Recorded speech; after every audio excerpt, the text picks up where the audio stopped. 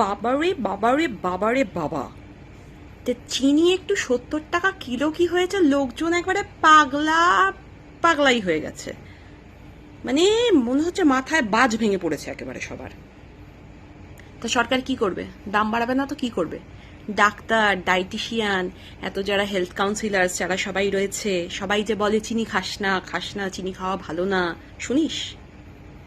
Reel scroll করিস সব, জ্যাগুরি powder খাবি চিনির বদলে, এসব ঠিক করিস না মনে মনে?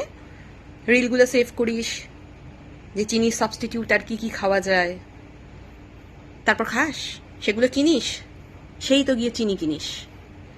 এমন ব্যবস্থা করেছে, পাগলা খাবি কি, কিনতেই পারবি না, কিনতেই দেবে না। স্বাস্থ্যের কথা ভেবেই তো ঠিক করেছে।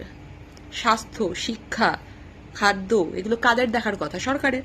দেখেছে বেশি বেশি।